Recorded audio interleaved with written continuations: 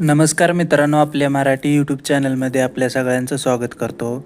आणि आपण जसे की शेअर मार्केटबद्दल कंटेंट डिस्कस करतो.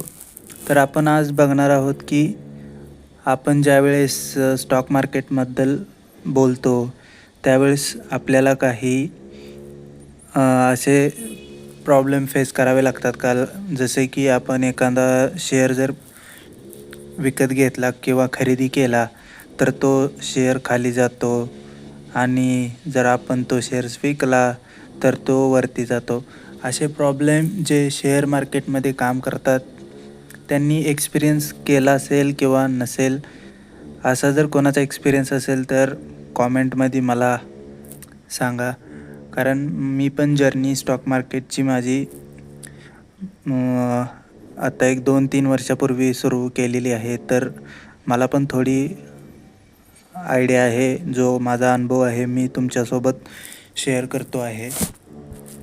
जर कोणी अजून ज़्यादा एक्सपिरियन्सवाला असेल तर तोही आपले ओपिनियन कॉमेंटमध्ये टाकू शकता मित्रांनो. तर त्याचा आपल्या सर्वांना फायदा होईल आणि आपण त्या कमेंटवर डिस्कस करत जाऊ. जसं की आता बऱ्याच कंपनीचे क्वार्टरचे रिझल्ट पण येतात आणि आपल्याला हे समजत नाही की कोणत्या कंपनीचा स्टॉक विकत घेतला पाहिजे किंवा कोणता सेक्टरमधला स्टॉक असला पाहिजे. हे कसं ठरवायचं की आपल्याला लार्ज कॅप स्टॉक घ्यायचा आहे की स्मॉल कॅप घ्यायचा आहे की मिड कॅप? कारण ज्यावेळेस तुम्ही लार्ज कॅप स्टॉक घेण्याचं ठरवता त्यावेळेस त्याचे कंडिशन काही वेगळे असतात.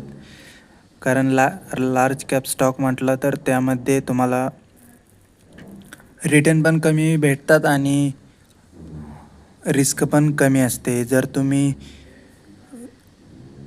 मिड कॅपमध्ये गेला तर त्यामध्ये तुम्हाला लार्ज कॅपपेक्षा थोडीशी व्हॉलॅटिलिटी जास्ती भेटते आणि रिटर्न पण थोडेसे जास्ती भेटण्याचे चान्सेस असतात.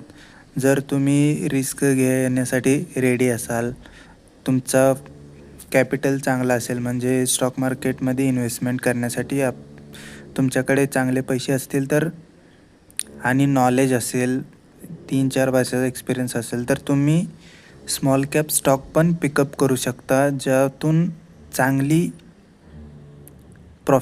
प्रॉफिट बनण्याचे चान्सेस जास्ती असतात आणि तिथे रिस्क पण सगळ्यात जास्ती असते मित्रांनो. स्मॉल कॅप स्टॉक पिक करताना केअरफुली पिक करावं लागतात. धन्यवाद. जय महाराष्ट्र.